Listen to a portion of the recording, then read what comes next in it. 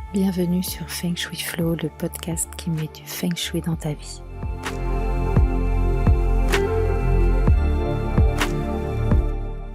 Je suis Aude Charot.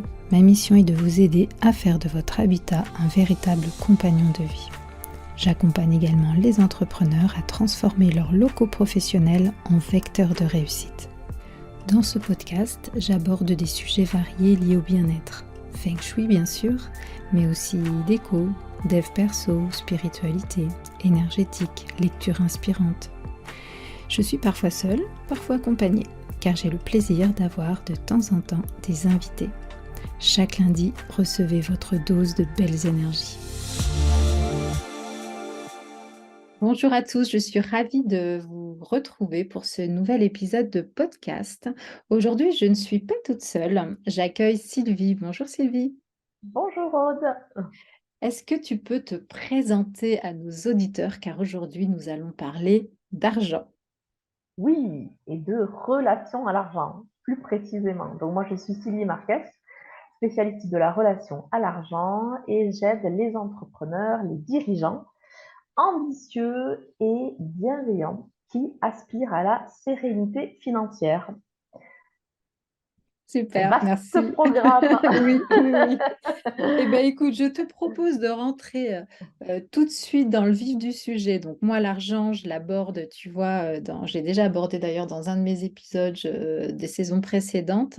Je l'aborde plus, voilà, comment on peut gérer l'énergie de l'argent, mais au sein de l'habitat, tu vois. Et aujourd'hui, justement, je voulais que tu nous donnes des clés. Sur comment le gérer peut-être plus au niveau de son mindset. Voilà. Donc, ce que j'aimerais d'abord te demander, si tu veux bien, c'est quelles sont les problématiques en fait que rencontrent justement les entrepreneurs que tu accompagnes. Oui, avec plaisir. Donc, les problématiques, c'est, on va dire, en priorité, le fait d'avoir du mal à se positionner sur ses honoraires. Mais pas en termes de chiffres, mais plutôt sur l'annonce. Vraiment, tu vois, dans le contact direct avec le client. Euh, donc, j'accompagne des avocats, Mhm. voilà, toutes sortes de professions libérales qui ont souvent leur grille tarifaire bien dans leur tête. Mais au moment de l'annoncer, il y a quelque chose qui se passe.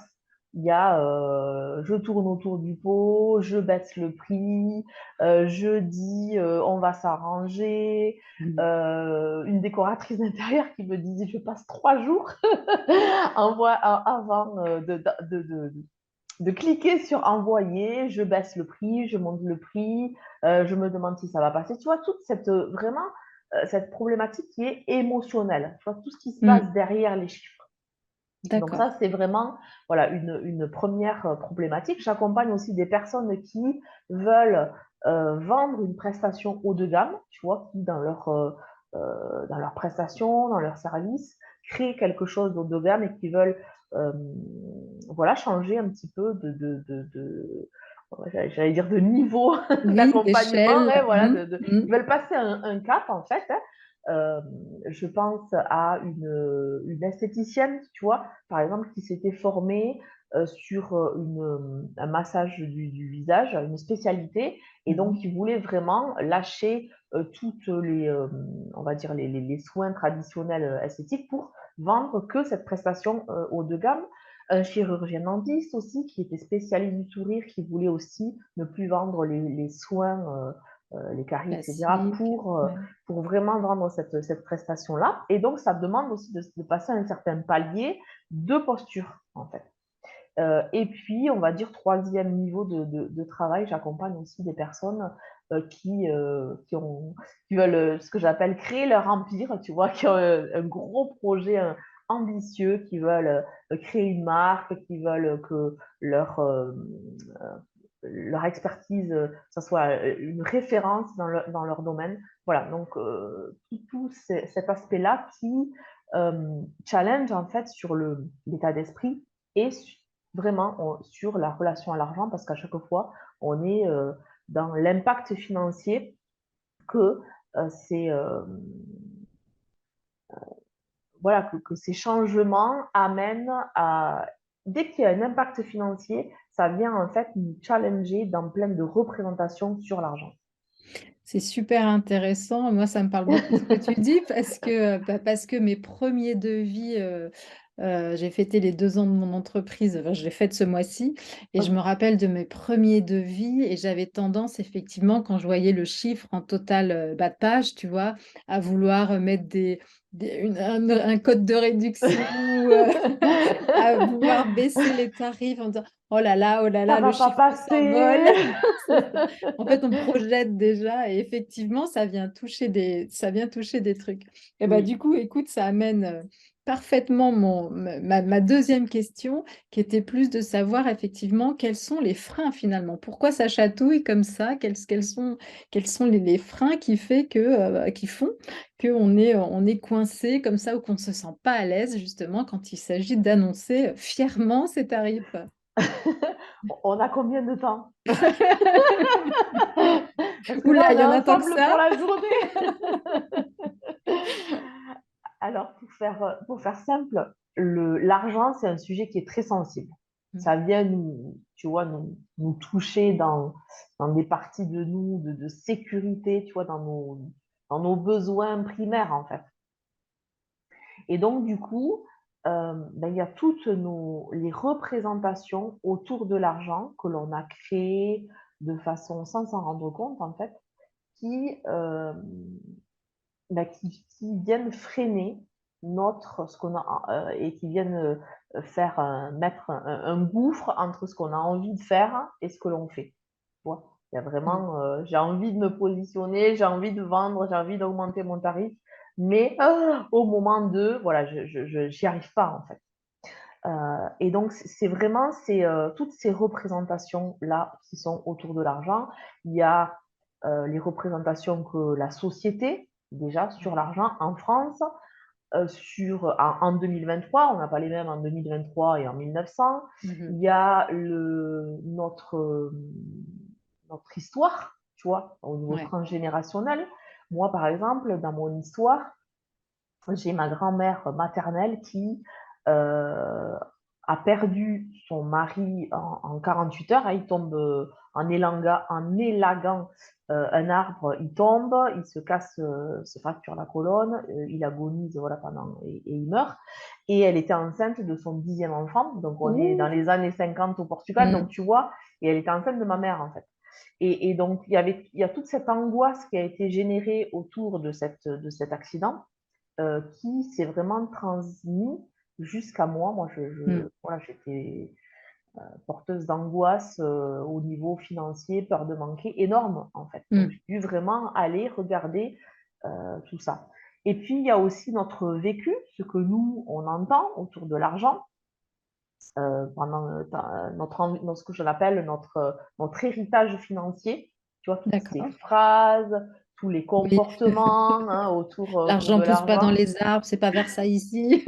Voilà, c'est ça, exactement. Et puis, il y a aussi notre terrain, notre propre terrain, euh, puisque nous avons tous aussi des talents financiers. Tu vois. Mhm. Voilà, moi, je fais passer un test sur les talents financiers. Il y a nous aussi comment on est constitué et qu'est-ce qu'on fait de tout notre vécu, comment on le, comment dire, quelle est la croyance fondamentale que l'on crée de tout ça, en fait. Bon, D'accord. tout ça, tu vois, on est vraiment dans quelque chose de très subtil. Et ça prend, on va dire, du temps pour aussi laisser émerger toutes ces parties de nous qui euh, interviennent chez l'entrepreneur, parce que moi j'accompagne des entrepreneurs et des dirigeants. En tout cas, à chaque fois qu'il y a dans une relation qu'il y a un enjeu financier, donc c'est l'entrepreneur avec le client, mais ça peut être aussi le dirigeant avec ses collaborateurs, à chaque fois qu'il y a un enjeu financier, de façon subtile, la relation à l'argent vient s'interposer, Mhm. vient mettre des freins sur ce que l'entrepreneur ou le dirigeant souhaite dire ou faire.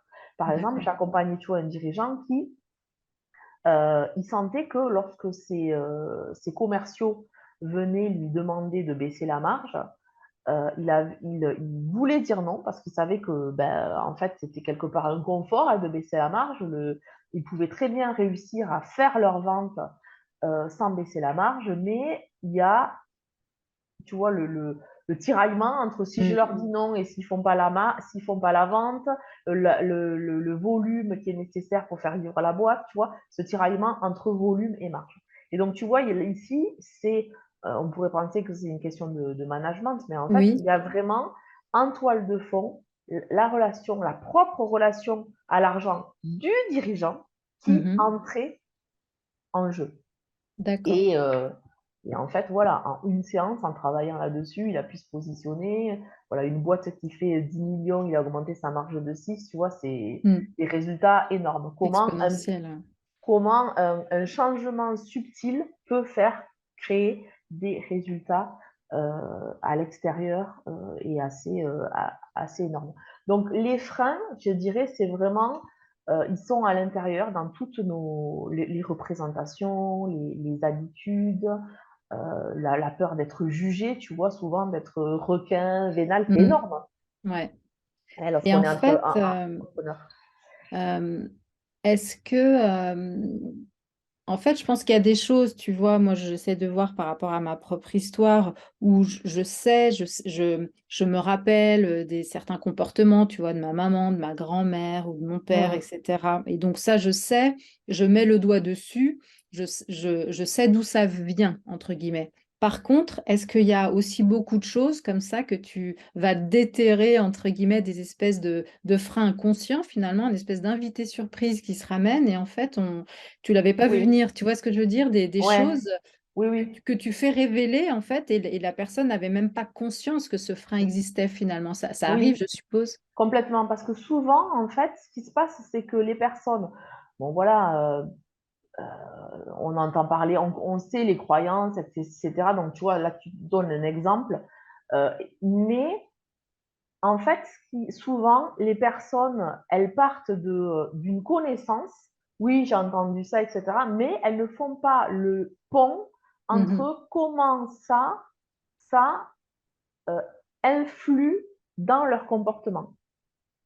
Mm. Et c'est souvent cette connaissance une connaissance, c'est une information, mais c'est pas parce que tu as l'information que tu fais le lien avec comment ça joue dans ta vie. C'est Tu ça. peux très bien, je sais pas moi, avoir pris des cours de mécanique, mais tu sais pas réparer ta voiture en fait. Mm. Mm. Ouais, ouais. Voilà. Et donc moi, en fait, si tu veux, je le prends dans l'autre sens. C'est quoi la situation? On part de la situation, de la problématique factuelle, D'accord. et ensuite, on va aller toucher du doigt qu'est-ce qui bloque à ce moment-là. Et là, il y a vraiment le pont qui se fait. Parce que ce qu'il D'accord. faut, c'est pas la croyance dont la personne le pense qui agit, c'est une autre, tu vois, c'est autre Mm. chose. Mm. Par Oui. exemple, moi, je me souviens d'une une fille que j'ai accompagnée qui était coach justement. Et en fait, elle vivait toujours des hauts et des bas financiers. Elle arrivait à gagner beaucoup d'argent, mais à perdre beaucoup d'argent. Il y avait toujours, tu vois, ce mouvement.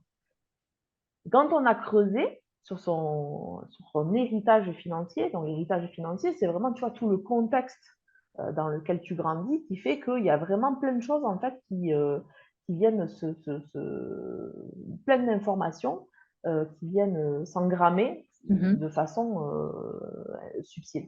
Mm. Et là, en fait, ce qui était ressorti, c'est qu'elle entendait son père euh, et ses parents, hein, mais c'était plus son père, euh, avoir ce double message. C'est faut bien travailler à l'école, il faut faire des études, faut avoir une bonne situation pour bien gagner ta vie.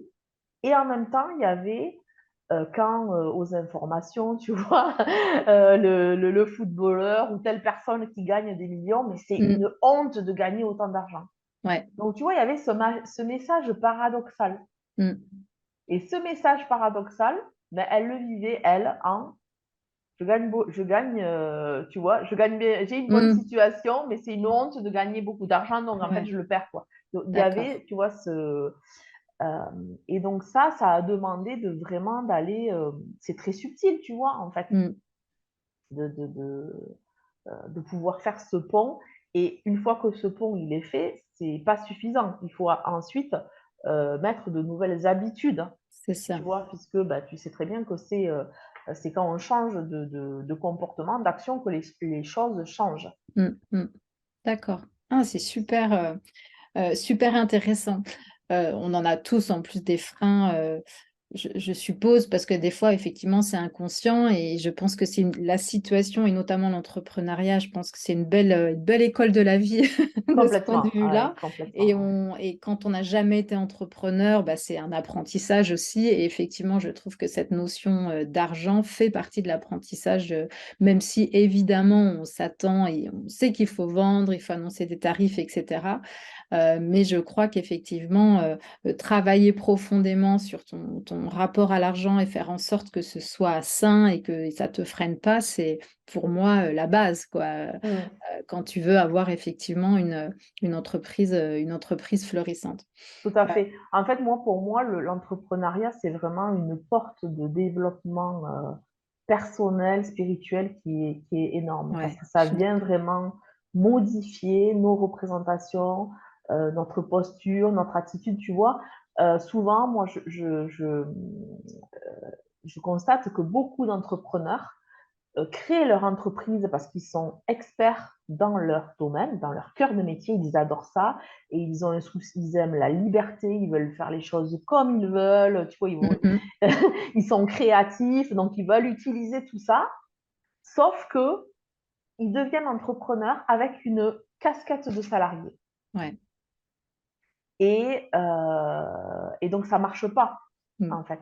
Mm. Devenir entrepreneur, c'est vraiment acquérir une posture d'entrepreneur. C'est ça. La posture d'entrepreneur, elle est complètement différente. Le salarié, il fait les heures et puis il va être payé en fonction des heures. L'entrepreneur, non. L'entrepreneur, il a cette capacité de pouvoir créer les chiffres. Mm. Ouais. Et donc, tu vois, il y a tout ce travail. Pour C'est quoi les s'autoriser, chiffres? c'est ça. Ouais, ouais, C'est quoi ouais. les chiffres que je veux créer? Et ensuite, ben, je vais semer pour créer ces chiffres-là. Mais pour entrer dans cette conscience que je peux créer les chiffres, tu vois, c'est aussi un switch à faire.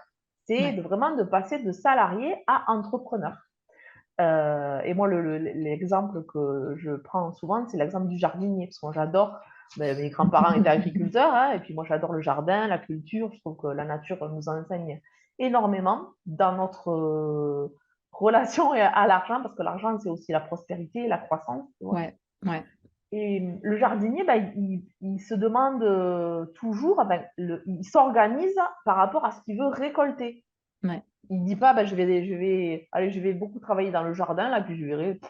Non, c'est Mm. qu'est-ce que je veux récolter? Je veux récolter des tomates, je vais semer des tomates. Je veux récolter des pommes de terre, je vais semer des pommes de terre. Tu vois, c'est vraiment cette posture de qu'est-ce que je veux récolter. Et en tant qu'entrepreneur, on peut aussi partir euh, dans cette même organisation. Ouais, c'est clair. C'est clair. Non, c'est super. Bah, du coup, as-tu des conseils quand même? Est-ce qu'on peut donner à nos auditeurs des petites astuces, des petits conseils pour les aider? Oui, alors déjà, ben, pour de développer cette conviction qu'ils peuvent créer les chiffres, Mm. qu'on est créateur en fait de richesse et que l'argent ça peut se créer. Ensuite, la porte, j'aime bien dire que derrière chaque peur, il y a une pépite. Mm.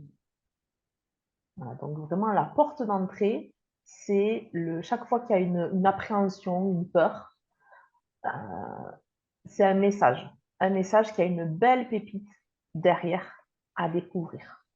D'accord. Donc d'y aller, quoi. En fait, Ouais, d'écouter cette de peur, qu'est-ce qu'elle profiter, dit, ouais, ouais, exactement, hein, aller c'est pas, creuser. voilà, pas trouver, ne pas trouver des moyens pour éviter, tu vois, de se confronter à leur peur, mais au contraire, de le voir comme un beau message pour découvrir de belles pépites euh, qu'ils ont à l'intérieur, Mm. qui vont leur permettre de créer de la richesse, mais qui vont leur permettre de créer de l'équilibre, de la liberté, de la sérénité. Mm. Ouais. Voilà, c'est déjà. Ouais, c'est bien. Pas mal. Bah, écoute, en tout cas, moi, j'ai trouvé cet échange très riche, hein, n'est-ce pas? Plein de pépites, n'est-ce pas? Donc, Merci. c'est aussi chouette comme ça